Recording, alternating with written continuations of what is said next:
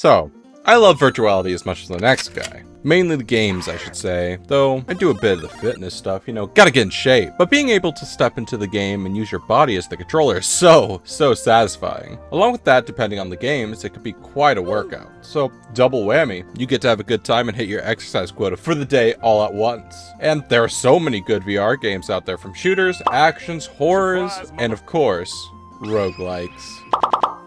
And oh boy, do we have a good one for you today.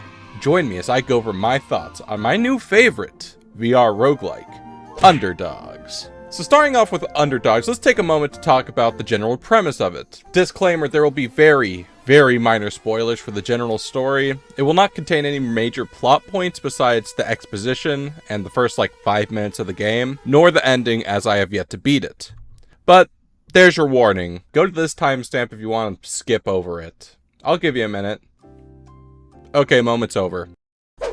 So the general premise of Underdogs is you and your brother are trying to find a way into the city to find someone to help your brother, as there is an AI, I'm pretty sure, that is trying to hack into his brain, and the only people who can really help him are there, inside the city. Only those with a reputation can find a way into said city, and the only way to do that is to fight in the arena. Become the champion and make connections to find a way in. With that in mind, let's take a look inside the game to see if it's a hit, miss, or it's complicated. So let's talk about how the game plays first. This game is a physics-based arena fighter roguelike, where you control Rig, who is controlling a mech, called the Gorilla.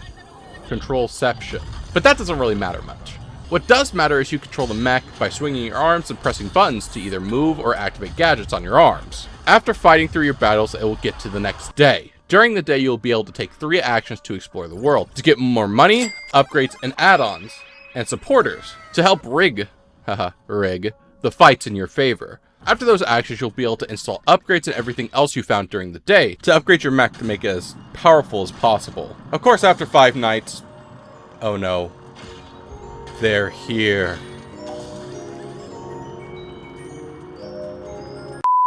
Anyways, you will be able to fight the champion in a special fight where you take them out and take their title to progress. Well, that's the very dumbed down version of the game, and man, does it do a lot of stuff right. So let's talk about all the pros and cons the game has to offer. First, the most obvious one is the visuals of this game are mwah, chef's kiss. Whoever thought of this needs a raise. Honestly, a double raise. The visuals work so well. I love the comic book style and storytelling and just how they breathe life into the world. Sure, not with crazy animations, but strong stylization, really showing off this dystopian cyberpunk inner city world. I love the visuals so much. Hugh Mark. This right here is my favorite thing ever in the history of forever. I think about this every day.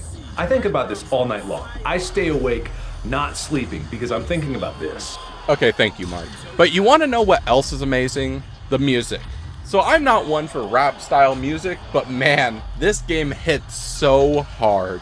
It just meshes so well with the style, and it just sounds so good to hype you up as you ram through bots, turning the arena into your personal scrapyard. So the music and sounds are truly just amazing. Though stepping from the clearly more objective concepts of visuals and sounds, let's talk about how the game feels, and man, it feels so good to play. It really makes you feel like a force to be reckoned with. Speaking of a force to be reckoned with, if you really put your arms into it, and after a few weeks or months of playing this game, you may be looking like a real force to be reckoned with in real life. Yeah, gotta get them good old shoulders.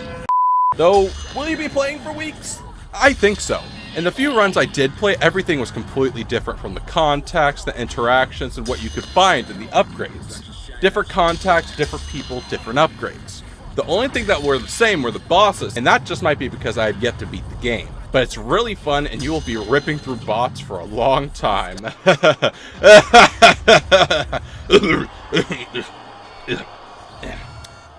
But in seriousness, let's talk about the possible cons of the game. When it comes to cons, I really don't have many.